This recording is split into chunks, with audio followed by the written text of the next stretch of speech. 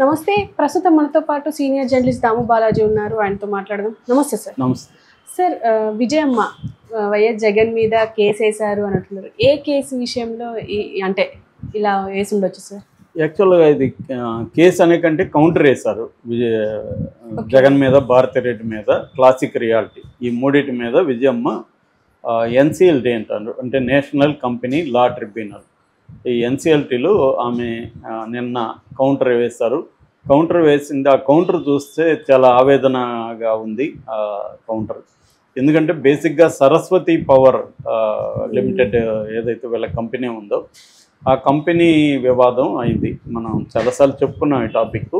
బేసిక్గా ఏంటంటే సరస్వతి పవర్లో వాటాల్ని జగన్ గిఫ్ట్ డీడ్ కింద విజయమ్మకి ఇచ్చాడు. విజయమ్మ దీన్ని జగన్కి చెప్పకుండా షర్మిలాకి రాసిచ్చింది. సో ఇది చెల్లదు అని చెప్పి జగన్, భారతిరెడ్డి, ఈ క్లాసిక్ రియాలిటీస్ ఈ ముగ్గురు కలిపి ఈ నేషనల్ కంపెనీ లా ట్రిబ్యునల్లో కేసు వేశారు. సో దానికి కౌంటర్ ఏమని లా ట్రిబ్యునల్ ఏమని అడిగింది. ఈమె నిన్న కౌంటర్ వేసింది. సో ఈమె వాదన ఏందాం, తర్వాత జగన్ వాదన మళ్ళీ చెప్తాను నేను. ఈమె ఏం చెప్తుందంటే విజయమ్మ, ఈ కంప్లీట్గా ఇది నా వాటాలు, 99.75% వాటాలు నావి. సో నా వాటాలు నేను నాకు ఎవరికైనా రాసిచ్చే హక్కు ఉంది. సో నేను షర్మిలకి రాసిచ్చాను. దీన్ని మేము కుటుంబ వివాద పరిష్కార ఒప్పంద పత్రం రాసుకుని దాని ప్రకారమే కంపెనీ యాక్ట్ కింద దాన్ని రిజిస్టర్ చేసుకున్నాం. కాబట్టి ఇది నా వాటాలు కాబట్టి నా వాటాలని నేను రాసిచ్చాను. కాబట్టి దీంట్లో ఎటువంటి ఇది లేదు. కానీ నన్ను ఇవాళ నా కొడుకు జగన్, నా కోడలు భారతిరెడ్డి నడివీధిలో నిలబెట్టారు, కోర్టులు కెక్కేట్టుగా చేశారు. ఇది నాకు చాలా బాధగా ఉంది. ఇద్దరు బిడ్డల మధ్య నేను కోర్టుకి రావాల్సిన పరిస్థితి ఏర్పడింది. దీనికి ప్రధాన కారణం జగన్ అండ్ భారతిరెడ్డి అని ఆమె చెప్తుంది. జగన్ వాదన ఏంటంటే జగన్ షర్మిల వాస్తులు, జగన్ మీద ఆల్రెడీ అక్రమాస్తుల కేసు ఉంది. ఈడీ జప్తులో కొన్ని ఉన్నాయి. ఇతనికి జగన్కి బెయిల్ ఇచ్చినప్పుడు కొన్ని కండిషన్స్ పెట్టి కోర్టు బెయిల్ ఇచ్చింది. అవేమంటే ఆస్తులు అనేవి వాటాలు ట్రాన్స్ఫర్ కానీ అమ్మకాలు కానీ జరగకూడదు. ఓన్లీ రోజువారీ ఇది చేసుకోవచ్చు, మీరు వ్యాపారం చేసుకోవచ్చు, కానీ వేరే వాళ్ళకి అమ్మడం, వాటాలని బదిలీ చేయడం అనేది జరగకూడదు అనేది కోర్టు కండిషను. అది తెలిసి షర్మిల ప్లాన్గా ఈమె దగ్గర రాయించుకుంది. ఎందుకంటే నా బెయిల్ క్యాన్సిల్ చేయించడం కోసమే షర్మిల ఈ పనిచేసింది. చంద్రబాబుతో కలిసి షర్మిల తెలిసి మా వాళ్ళు షర్మిలకి చెప్పారు కూడా, అమ్మ పని చేయకు, చేస్తే జగన్కి ఇబ్బంది అవుతుంది అని చెప్పితే కూడా వినకుండా చేసింది. కాబట్టి జగన్ లేఖ కూడా రాశాడు ఆమె షర్మిలకు, ఈ పని చేయొద్దని. నేను ఈ కేసులు అవగానే నీ ఆస్తులు రాసిస్తానని చెప్పాడు. అందుకనే నమ్మకం కోసమే ఆమెకి గిఫ్ట్ డీడ్ ఇచ్చాను అనేది కూడా ఎంఓయూలో రాసుకున్నాము. సో అంటే షర్మిలకి ఎక్కడ ఎగ్గొడతాడని భయం లేకుండా ఉండడం కోసమే, గ్యారంటీ కోసమే ఒక ఎంఓయూ కూడా రాసుకొని ఈ కేసులు అవగానే నీకు ఈ ఆస్తులు రాసిస్తానని జగన్ చెప్పాడు. నిజానికి లీగల్గా ఆమెకేమి ఇవ్వాల్సిన అవసరం లేదు. అయినా కూడా జగన్ తన సొంత చెల్లికి తన ఆస్తుల్లో వాటా ఇవ్వడానికి ఒప్పుకొని ఎంఓయూ రాసిచ్చి ఆ నమ్మకం కోసమే తల్లి పేరుతో, ఆమె అయితే మధ్యగా ఉంటుంది కాబట్టి ఎవరో వైపు ఉండదు కాబట్టి రాసిస్తే, తల్లిని మ్యానిపులేట్ చేసి బ్లాక్మెయిల్ చేసి షర్మిల ఇలా రాయించుకుంది అనేది జగన్ అనుకో వాదన. షర్మిల వాదన ఏంటంటే జగన్ ఆస్తులు జగన్వి కాదు, వాళ్ళ నాన్న అంటే మా నాన్న వైఎస్ఆర్ ఇన్ఫ్లుయెన్స్తో జగన్ ఆస్తులు డెవలప్ చేసుకున్నాడు. సో దాంట్లో మా కృషి కూడా ఉంది. జగన్ 50% ఆస్తుల వాటా మాకు ఇవ్వాలి, కానీ మాకు ఇవ్వట్లేదు జగన్. ఏమన్నా అడిగితే ఆల్రెడీ వైఎస్ఆర్ పనిచేస్తాడు అంటున్నారు, వైఎస్ఆర్ ఏమీ పంచలేదు అని ఆమె చెప్పింది. ఆ వాదనని ఈమె కూడా సపోర్ట్ చేసింది, తల్లి కూడా. షర్మిల వాదన కరెక్ట్, జగన్ ఆస్తులు పంచలేదని. సో మామూలుగా అయితే ఇది ఒక ఫ్యామిలీ డిస్ప్యూట్. నిన్ననే ఒక సీనియర్ అడ్వకేట్తో మాట్లాడుతుంటే, అసలు ఆమె చాలా సీనియర్ అడ్వకేట్, సివిల్స్ చూస్తారు.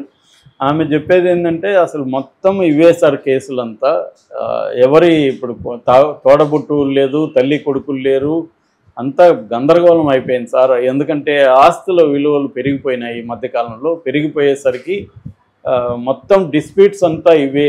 తల్లి మీద కొడుకు, కొడుకు మీద తల్లి, అన్న చెల్లెలు, అక్క తమ్ముళ్ళు వచ్చి కోర్టులో కేసులు వేసేస్తున్నారు. మాకు వచ్చే కేసులంతా ఇవే సార్. రోజుకి నేను 20-30 కేసులు మా ఆఫీస్ నుంచే చూస్తున్నాను అని ఆమె చెప్తుంది. ఇది జనరల్గా వాస్తవం. ఎందుకంటే ఈ మధ్యకాలంలో ల్యాండ్స్ అనేవి విపరీతంగా అన్ని చోట్ల పెరిగిపోయినాయి, కొన్ని చోట్ల అబ్నార్మల్గా పెరిగిపోయినాయి. సో అందువల్ల గతంలో ఇప్పుడు మామూలుగా మన హిందూ వ్యవస్థలో ఎలా ఉంటుంది, స్త్రీలకి సపరేట్గా ఆస్తి పంపకాలు ఉండవు. వాళ్ళకి ఏంటంటే పెట్టుబడులు పెట్టడం అంటారు. పెళ్లి చేసి ఇస్తారు, డబ్బులు ఇస్తారు, బంగారు ఇస్తారు, కట్నము ఇవన్నీ ఇస్తారు. దాని తర్వాత ఎప్పుడైనా రకరకాల ఫంక్షన్లకి వీళ్ళు ఏదో పెట్టడం ఉంటుంది. అంతేగాని లీగల్గా నీకింత ఆస్తి నాకింత ఆస్తి అనేది ఉండదు. ఆస్తి అంటే మగవాళ్ళకి అనేది కాన్సెప్ట్ ఉంటుంది. ఇది చట్టం మారింది, తర్వాత మారి తండ్రి ఆస్తులు కూతుర్లకు కూడా వాటా ఉంటుందని. అప్పుడు ఏమైంది, నీకెందుకు కట్నం ఇవ్వాలి, నీకెందుకు గోల్డ్ ఇవ్వాలి, నీకెందుకు మేము పెళ్లి చేసి ఇవ్వాలి, ఆస్తి ఇస్తే సరిపోతుంది కదా అంటే వాళ్ళు అది ఒప్పుకోరు. 2 కావాలి, మాకు అవి ఇవ్వాలి, నీ ఆస్తి కూడా కావాలి అనేది ఉంటుంది. మళ్ళీ తల్లిదండ్రులను ఎవరు చూసుకోవాలి, వీళ్ళు ఆడపిల్లలకి పెళ్ళిళ్ళే అయిపోతారు, కొడుకులు తల్లిదండ్రులను చూసుకోవాలి. మరి ఈ బాధ్యత ఎందుకు అంటే ట్రెడిషనల్గా వస్తున్న ఒక సిస్టము బ్రేక్ అయింది. బ్రేక్ అయ్యేసి ఆ పాత సిస్టమ్ కంప్లీట్గా పోలేదు, కొత్త సిస్టమ్ కంప్లీట్గా రాలేదు. ఈ మధ్యలో ఆస్తులు కావాలన్న గొడవలు మొదలైనాయి. సో ఈ క్లారిటీ లోపించింది. దానివల్ల మేజర్ ప్రాబ్లమ్స్. అలాగే భార్యాభర్తల మధ్య కూడా ఆస్తుల గొడవల వల్లే ఎక్కువగా మనకి గొడవలు జరుగుతున్నాయి. అందుకని ఈ మధ్య పెళ్ళిళ్ళు చేసుకోవాలంటే మగవాళ్ళు భయపడే పరిస్థితి వచ్చేసింది. ఎందుకంటే పెళ్లి చేసుకుంటారు, 2 రోజుల్లో వాళ్ళు అఫైర్స్ అవన్నీ బయటకు వస్తాయి. మనం ఏమన్నా అడిగితే నాకు విడాకులు ఇవి భరణి అని అక్కడ నుంచి స్టార్ట్ చేస్తారు. ఇది కోర్టు బయట సెటిల్ చేసుకోవాలి, డబ్బులు మనం పోగొట్టుకోవాలనే పరిస్థితి వచ్చింది. ఇటువంటి ల్యాండ్ రిలేటెడ్ వివాదాలు అనేవి బాగా పెరిగాయి మామూలుగానే సమాజంలో. ఇప్పుడు జగన్ది కూడా అంతే. నాకు తెలిసి జగన్ ఫెయిల్యూర్ అని నేను చెప్తాను. ఎందుకంటే ఒక పొలిటికల్ లీడర్గా జగన్ ఆలోచించుకోవాలి ఇవన్నీ. ఏది ఎక్కువ నష్టం, ఆమెకి ఆస్తులు ఇచ్చేయడం నష్టమా, ఈకపోవడం వల్ల తనకు ఎక్కువ నష్టమా అనేది ఆలోచించుకోవడంలో జగన్ ఫెయిల్ అయ్యాడు అనేది చాలామంది చెప్తున్నది. నా అభిప్రాయం కూడా అదే. ఎందుకంటే ఇప్పుడు అతనికి తెలుసు షర్మిల నాకు యాంటీగా ఉంది, ఆమెకి కోపం ఉంది నా పట్ల. కాబట్టి లీగల్గా మాత్రమే జగన్ ఆలోచిస్తున్నాడు. లీగల్గా పోతే షర్మిలకి ఏమి ఆస్తులు వాటా రాదు, అది షర్మిలకు కూడా తెలుసు లీగల్గా. ఎందుకంటే అది వాళ్ళ నాన్న సంపాదించిన ఆస్తులు కాదు, జగన్ సంపాదించిన ఆస్తులు. దానికి వాళ్ళ నాన్న హెల్ప్ చేశాడా లేదనేది వేరే విషయం, అది లెక్కకు రాదు కోర్టులో. సో నీ పేరుతో నువ్వు సంపాదించిన ఆస్తుల్లో చెల్లికి వాటా ఇవ్వాల్సిన అవసరం లేదు. కాబట్టి లీగల్గా వెళ్ళదామె. అందుకని దాన్ని పబ్లిక్ మనకి చెప్తారు.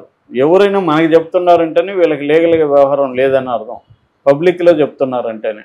ఎందుకంటే పబ్లిక్లో ఎందుకు చెప్తారు వాళ్ళు, ఇతన్ని ప్రెజర్ చేయడానికి, ఇతనికి పొలిటికల్గా హాని కలిగిస్తే ఇతను సరెండర్ అవుతాడనేది ఆమె టాక్టిక్స్. సో ఇతను దాన్ని ఆ పరిస్థితిని రానియకుండా ముందుగా చూసుకోవాలి. నువ్వు ఇంట్లోనే క్రైసిస్ డీల్ చేయలేని వాడివి, రాష్ట్రంలో క్రైసిస్ని ఎలా డీల్ చేస్తావు అన్న ఇది జనాలకి వెళ్ళింది బాగా.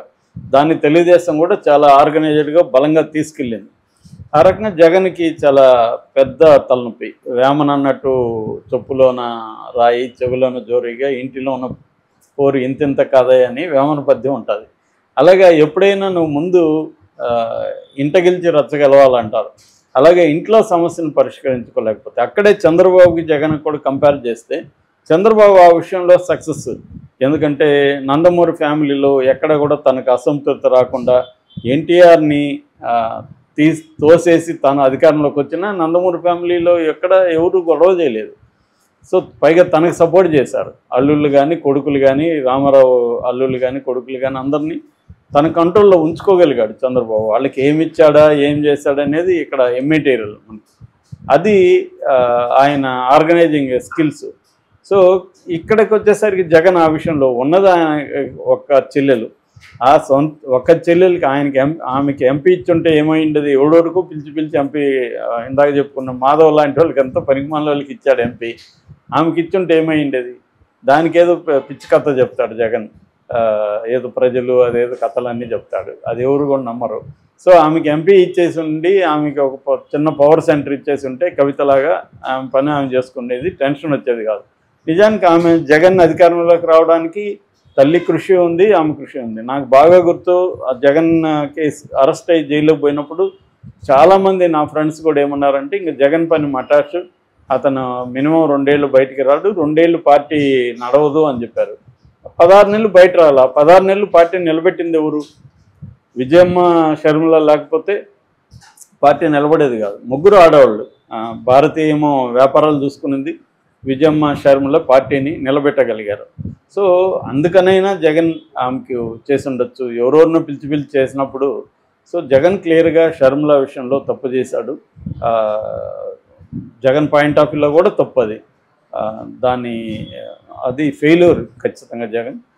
అది ఇంకా ఫెయిల్యూర్ ఎక్కడంటే తల్లిని కూడా దూరం చేసుకోవడం. కనీసం తల్లి బ్యాలెన్స్గా ఇద్దరి వైపు లేకుండా ఉన్నా కూడా, తటస్థంగా ఉన్నా కూడా జగన్ హెల్ప్ అయ్యేది. కానీ ఆమె